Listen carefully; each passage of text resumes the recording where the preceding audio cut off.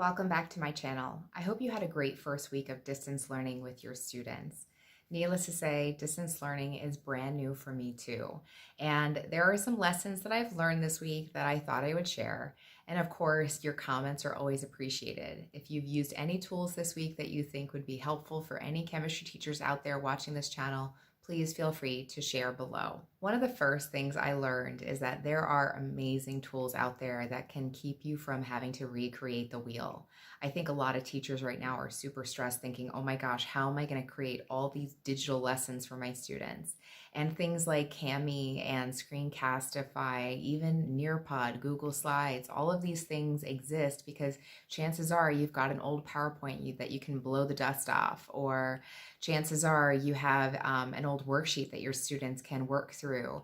And these tools really allow you to not have to go crazy trying to create brand new lessons. Instead, use what you already have. Lesson number 2 I learned is that you should not assume that your students are experts on any of the different applications that you want to use.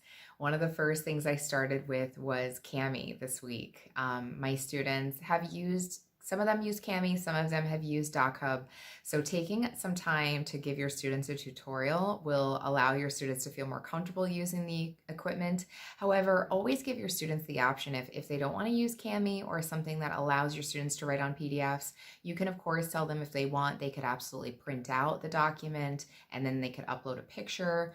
I even had some students that wrote their work on a separate sheet of paper and then upload it into their folder for me. So you should encourage them to do what works for them. Lesson number 3 is that everything will take longer. So there are things that I was like, oh, this won't take too long. I overplanned probably by at least a half hour.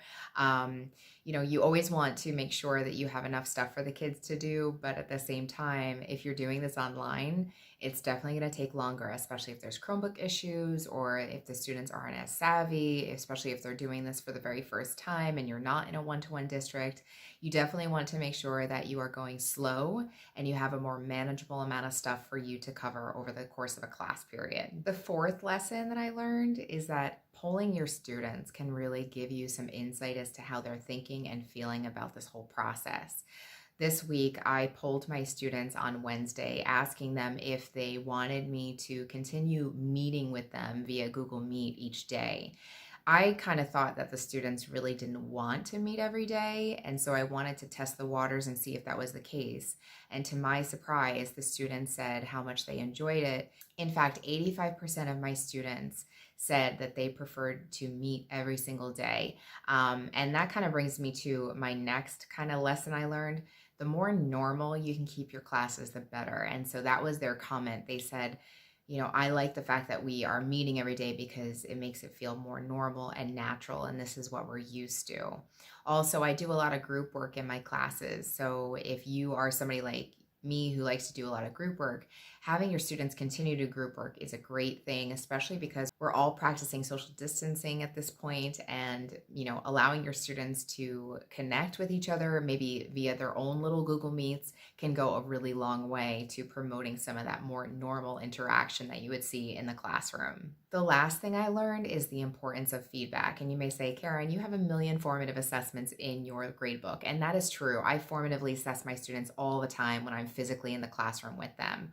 But also giving formative assessments practically every day really allows your students to understand whether or not they know the information. There was one day this week that I didn't give a formative assessment, and it was interesting because in the poll that I gave my students, they actually asked for more formative assessments, and I was like, wow. So I said, okay, from then on, I am going to formatively assess my students somehow, some way. So whether it be a quick Google formative assessment, or maybe the students are working on a screencasting, no matter what it is, I want to make sure that I am able to give my students feedback and give them the confidence that they know the information. I hope this video helped you to think about some of the ways that I am trying to work through distance learning and some of the challenges and the lessons that I've learned as I've gone through the week. There will absolutely be more, but I'm definitely feeling a lot more comfortable. If you have any questions or things that you'd like me to do a video on, maybe a tutorial, which more, of course, of those will be coming out shortly, please feel free to leave a comment down below. Either way, I hope you and your family are well and your students are doing well, and I hope to check in with you next week.